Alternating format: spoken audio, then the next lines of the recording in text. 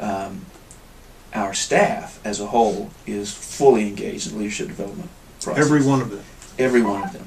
What we say to them is, your role is, just like Ephesians 4:11 and 12 says, is to equip the saints for the work of service and the building up of the body of Christ. And so, if you're doing ministry, that's a wonderful thing. We want you to do that the rest of your life. That doesn't qualify you for our staff. Our staff are people who raise up leaders to do ministry. You're equipping the saints always. And so, obviously that means in their own ministry area they're equipping the saints. But we have really challenged them to say, offline of your specific ministry area, how are you investing deeply in people so that you're making disciples and, because I think it's two different things really, you're making disciples and you're raising up leaders. There are people who can be made disciples of Jesus that are not necessarily going to be leaders in some area. But other people have gifts of leadership or calling on their life where they need the 5 key leadership areas of focus that we look at in our leadership development program. What are those 5 key? I knew you were going to ask me that. I don't know if I can give them to you off the top of my head. The first one is self-leadership. Self-leadership is really about being a man or woman who is a grown-up. You know, I mean, you're leading yourself. Mm-hmm.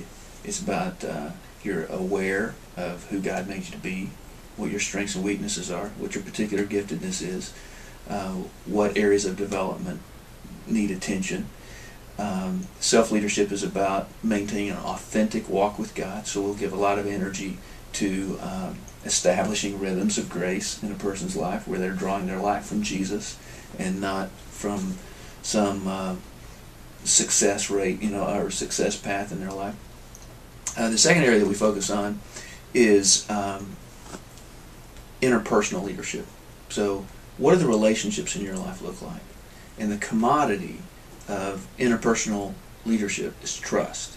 How do you build trust with people over the long haul? How do you treat trust with as a treasure in the relationship? Because everyone who leads only really leads over the long haul with trust.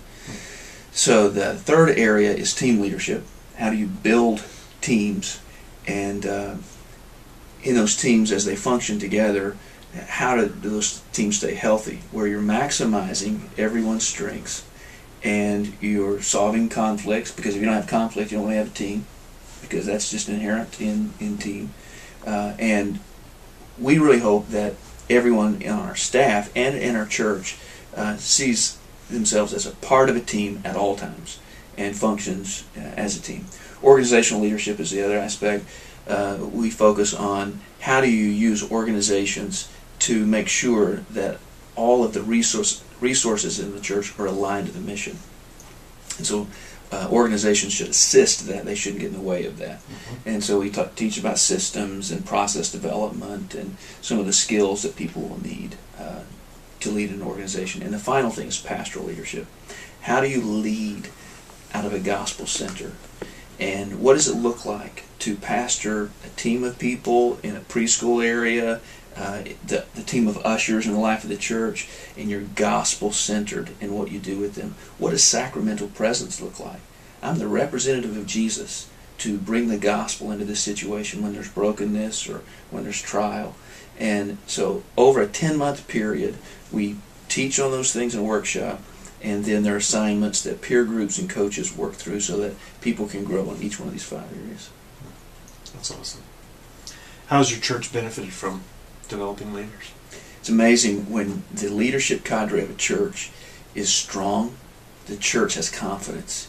There's a buzz in the air because everyone knows more than just the mission. They're more clear on their role in the mission.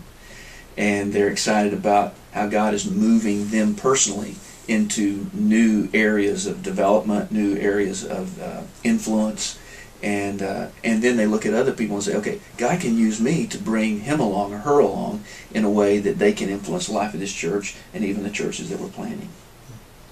One of the passages that's challenging me right now is when Paul said, the things which you have seen and heard and learned in me, do. How are your leaders living that out with theirs that they're making disciples of? Yeah, interesting you bring that up. that's probably the key verse that we've been emphasizing with our leaders, because we're talking about what it means to have moral authority in a relationship with people. How is it that you, as a follower of Jesus, are helping other people follow him and then to lead his church? And so that requires a kind of transparency that says, you get inside what's going on in me. You get to know how I struggle with times of weakness, issues of sin. You get to know how I pray and what I ask God for in the areas of my ministry. So what we're trying to help people do is, one, be the real deal, and that means accountability and intentionality. And then two, be seen, be known.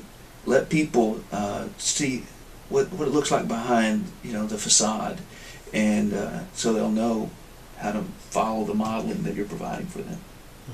What kind of leader does it take to help build these new leaders? I think sometimes pastors will hold back on developing leaders for fear of their own leadership standing and stature. What kind of leader do you think it takes to develop this kind of DNA in a church? Well, you just got to get over yourself. I mean, really, insecure leaders are not leaders. Insecure leaders are building a following for themselves. They're just propping up their ego. So until you're willing to lay all that down, you won't raise up leaders. I try to teach our guys all the time, you don't go for the guy or the gal who is just responsive to you. If they're pursuing you, they may not even be a leader. What you want to find is, who is that person that, they're like a huge planet that's pulling moons into their wake, They have such mass of influence, and they know Jesus. Then invest in that person and help them come to that place where they can have such an authentic walk with Jesus that everyone who's pulled into their orbit is going to encounter Jesus in the gospel. I think that takes courage. I think it just takes someone with a whole lot more heart than they have ego. We love God, we love His church, and I'll play whatever role I have in it. That's not the point. The point is, the gospel. That's awesome. Thanks, man. Yeah, it's fun.